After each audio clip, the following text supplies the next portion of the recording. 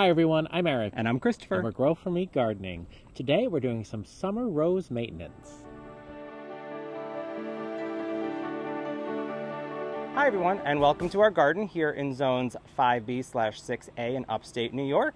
It is August. It is the hot part of summer, and it is time for some rose maintenance. I'm going to be doing some training of our climbing roses. I'm going to be doing some deadheading. I actually have a tiny bit of planting to do, and then a little bit of pest management. So while I'm gathering everything, Eric, do you want to mention why you're not going to be joining me in the work today? Well, I won't be joining in the work today because although I look okay, I recently had a little procedure done on my sinuses, which is preventing me from bending over or raising my heart rate. So he's just got to hang out and watch me work today. I'm going to be a backseat gardener because we know that gardening involves both bending over and raising heart rate. So oh yeah, this is like kind of a dream come true for me to just kind of boss Christopher around. He's going to want to have sinus work every week. No, that is a definite no. I will not be wanting that. But let's get to work. Let's get to work. So here in the Gothic arch, as I said, we have the generous gardener.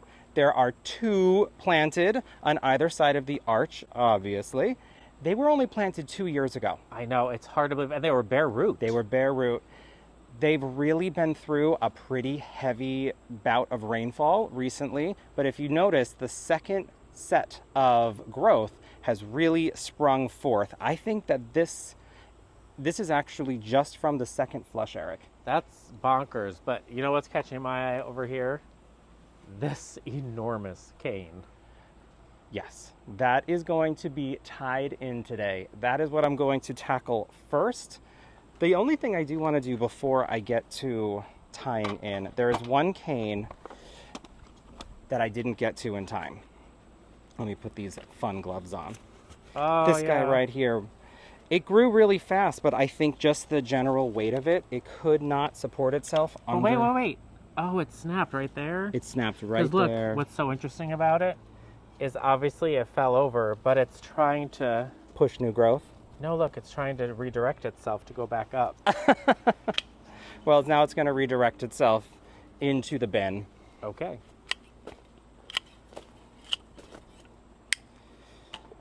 I just love climbing these giant ladders. But I know, you hate ladders. This little giant leveler thing has been...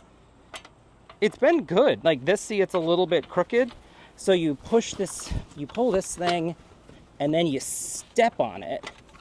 And now it makes it more level. Oh, that's why it's called the leveler. The little giant leveler, yeah. It's got that little leveling ability.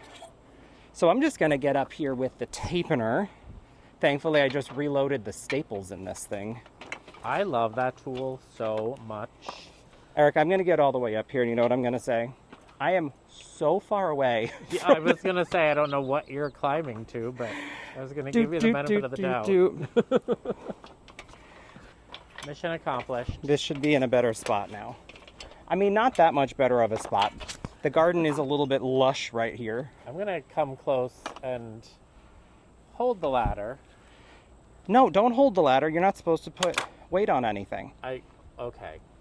Well, I'll just pretend to hold it then. So I'm going to bring this here. Wait, let me get in close. So this Tapener tool. Hang on. All right, there we go. Once you click it once, it makes the tape. And then when you click it a second time, it ties it. I love it so much. Show us again how it makes the tape. So you tap it once, and it makes the tape. Okay.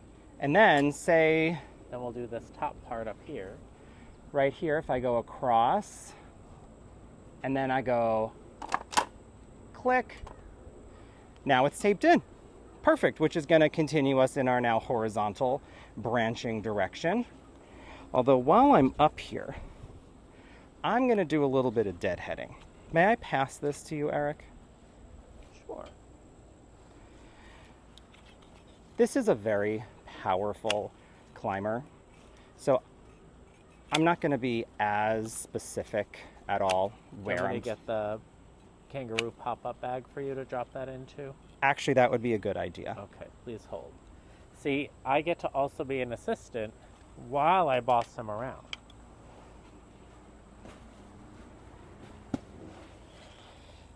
I have noticed when we do let the generous gardener make hips, meaning we didn't get to deadhead in time, they're huge.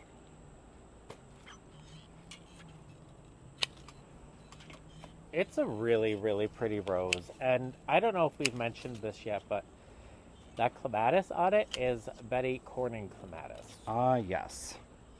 And what I like about that pairing is Betty Corning will continue to produce blooms while the generous gardener revs up for its next flush. So I've switched over to this side because there's a ton of beautiful canes growing up and towards the red bud. So I'm going to contour them down here. Look at this one. Look how healthy this growth is. That's awesome. It's a vigorous rose. But one of the things I love about Generous Gardener is it is a medium climber, which I think they say means like 10 feet tall or 15 feet tall instead of 10 feet tall.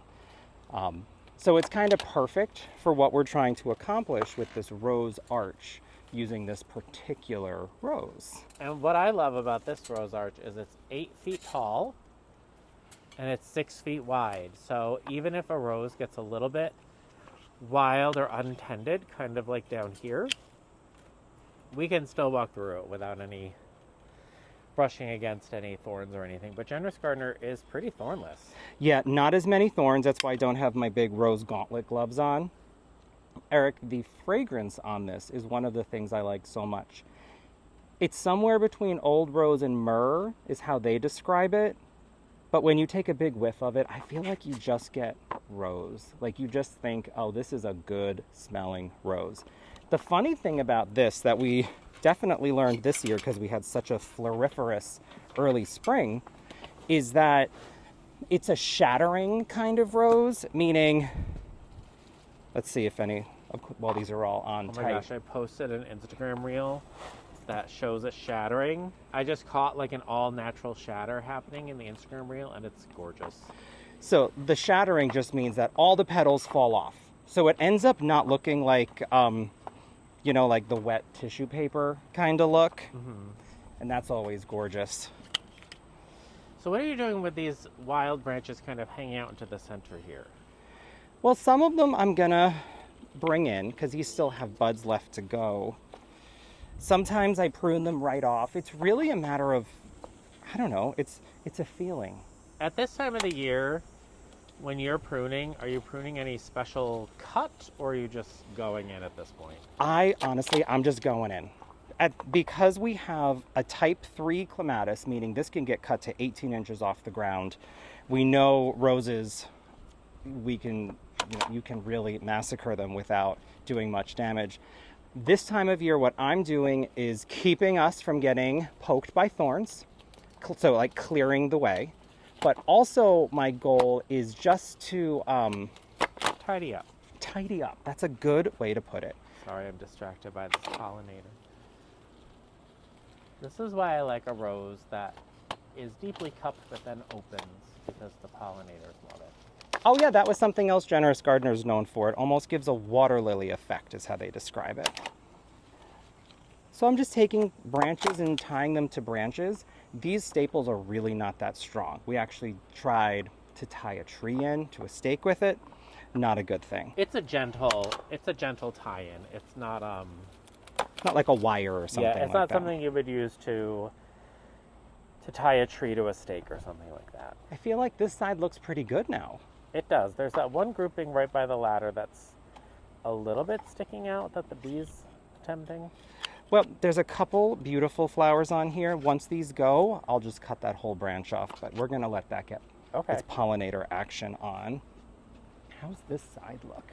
Oh, wonderful. I can climb up and connect this. I thought this branch I would love to see tighter in more. That I think I can do. But first, let's start up top. I'm going to step further away. Now that we've got the up close action.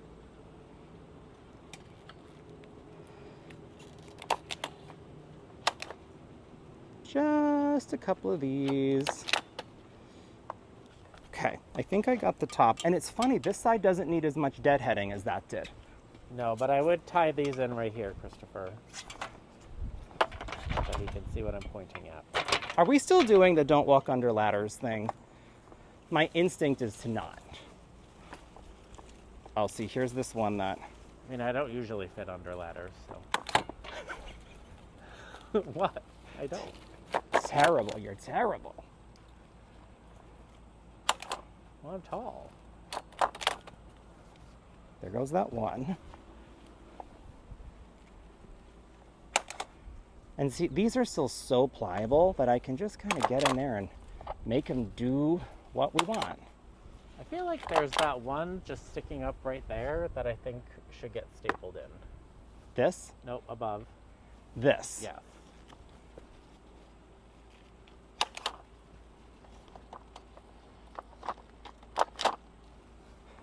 And There then we there's go. some on the back side back here.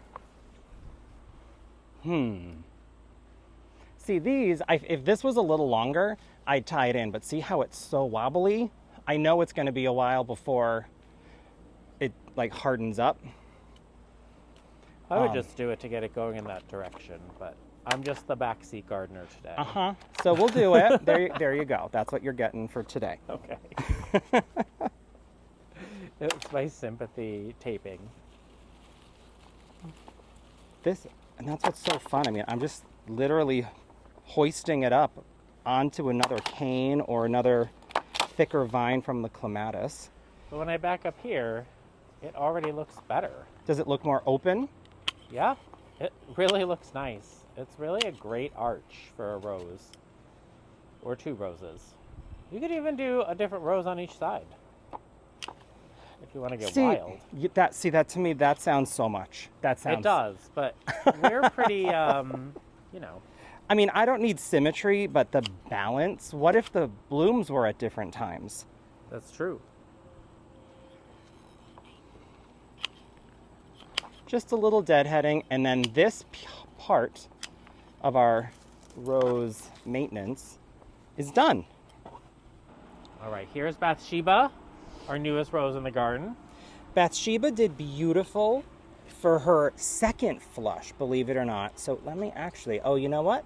That looks like a little bit of a chew right there. So something was feasting upon the base here. I have seen the rabbits out and about. I am looking right here. See, this is a good stem because it's so empty. There's a set of 1, a set of 3, and a set of 5.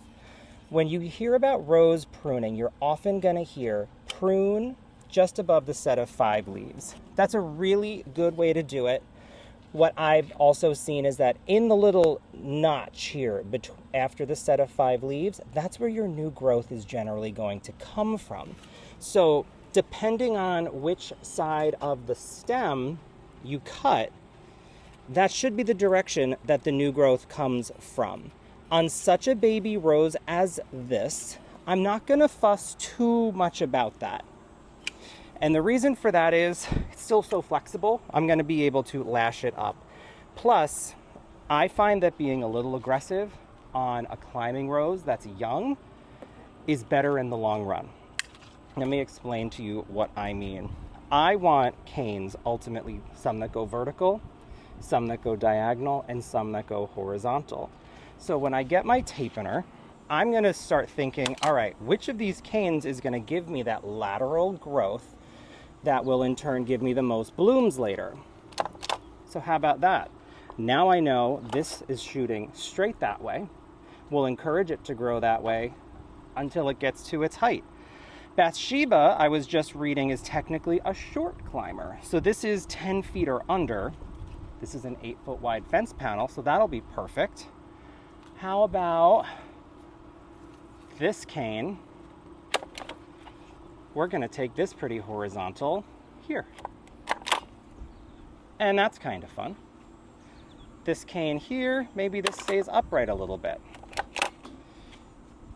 We did something similar with Woolerton Old Hall on the west fence, and it came out beautifully. It really has. And over here, nothing has sent out any of those like new super long canes, so I'm not going to fuss too much over on this side. This is just that general cleanup. The fun thing though, we have a clematis to pair with this rose. So now that I've got my little bit of maintenance done, I'm gonna go ahead and plant the Rogoochi, I've seen it spelled a whole bunch of different ways, Clematis here.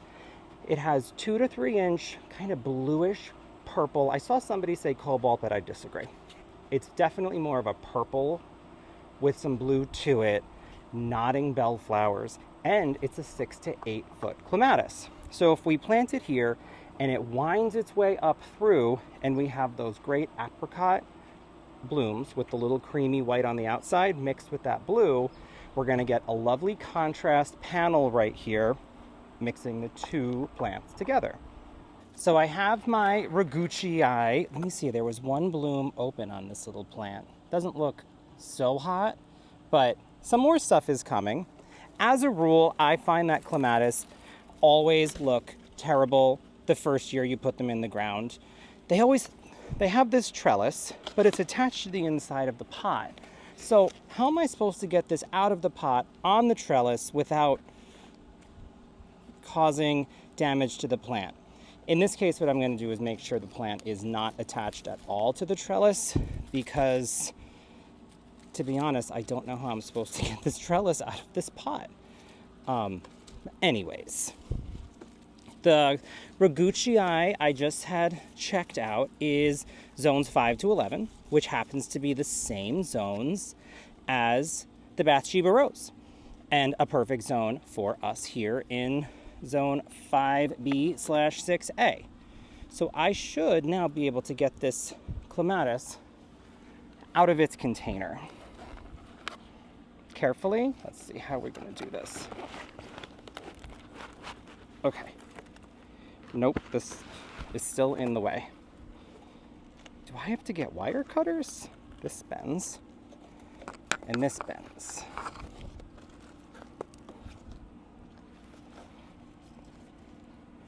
There must be a better way. You may also notice that I did send Eric inside. He is still on the mend, of course, and we don't want him overexerting himself. I think I may have done it this time.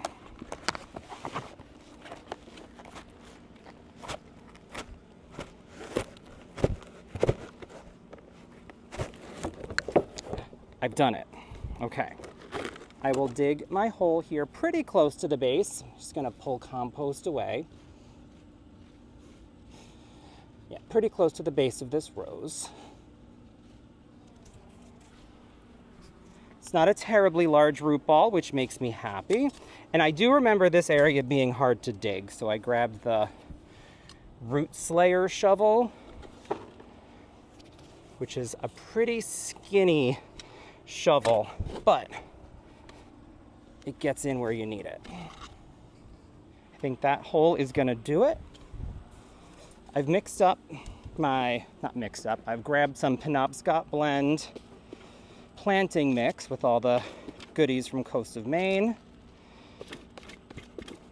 I feel like we should visit the coast of Maine. We just did the coast of Massachusetts. Okay. Ooh, I'm good.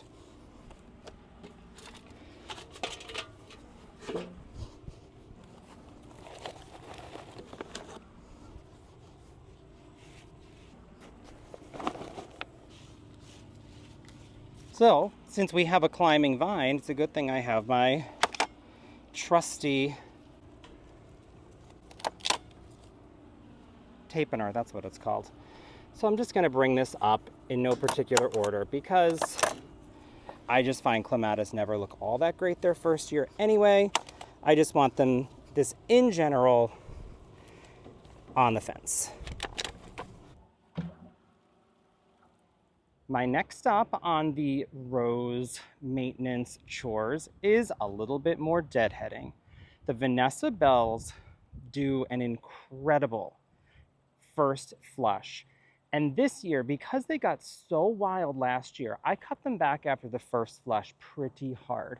And what's happened this year is it's kept them kind of manageable in this really nice size. And they put out these magnificent yellow to white kind of open flowers.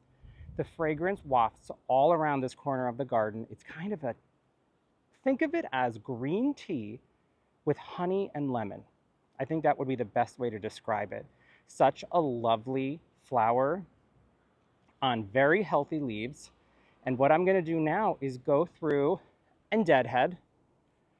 This is going to be interesting on my own, so bear with me, everybody. But I'm going to look again and find those sets of 5 leaves. In this case, I see 3. I think that would have been 5, but it's kind of ugly. So I'm going to cut right here above those 5. And then I'm going to go over here, and this is a whole spray, right? So sometimes you have a single stem rose, and sometimes you have a whole spray or cluster. In this case, I'm going to take this back here to that little spot. And this becomes a game of kind of eyeballing what the effect is that you want. Sometimes I'll cut the ones in the front a little shorter than the back, kind of like stadium seating, just to give more of a floriferous look. Oh, hold on. We have a sphinx moth. Wait, come back, come back. Where'd he go? They're the coolest moths ever. They're like hummingbirds, but it's a moth. Oh, I wonder if you're even seeing this. I might just seem like I'm drunk filming. But anyway, let's focus at the task at hand, and I'm going to take some of these Vanessa Bell roses back down.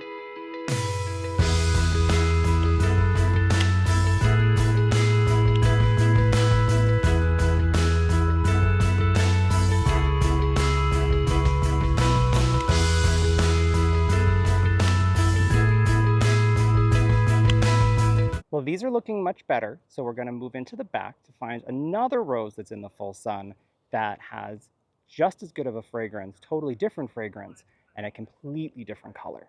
And here we are, right by the terrace with the Lady of Shalot. There are 5 Lady of Shalots in this location with their signature apricot color.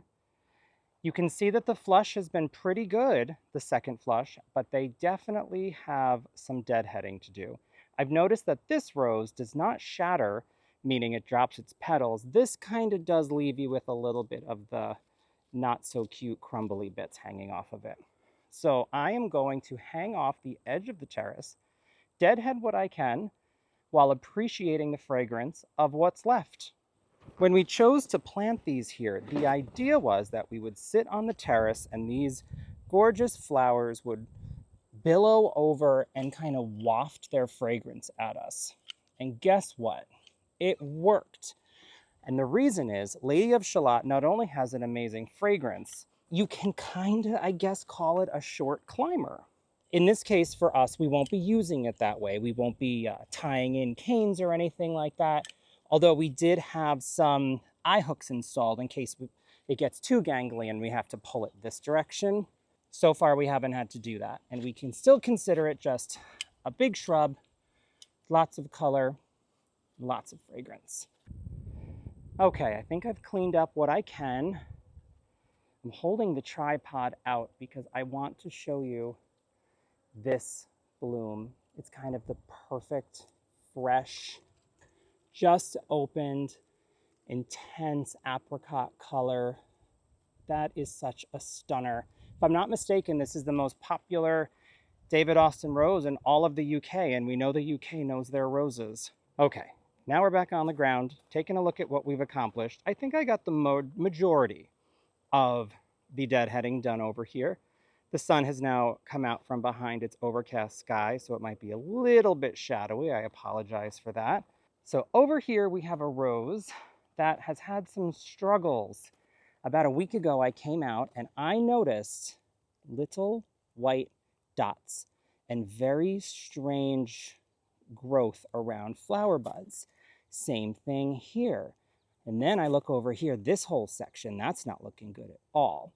And I realized that we have ourselves a case of aphids. Now those are those little tiny white or orange sometimes little buggers that suck all the good stuff out of your plants. They cause the buds to kind of terminate. They don't look great. The flowers are not pretty.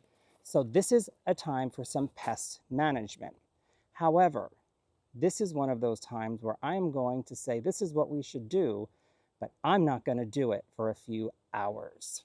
So when it comes to these kinds of pests where you have the aphids or sawfly larvae, which is also something that hits roses early in the season, I reach for Captain Jack's Deadbug Brew. This is spinosad based, which is bacteria. It's a naturally occurring bacteria. I was reading about it. It's kind of fascinating. I highly suggest reading about it. This is done in a sprayer, 2 ounces to the gallon. Shake it up really well. And I was reading about, yes, it is not good for the bees, but it is not good for the bees within 3 hours of use.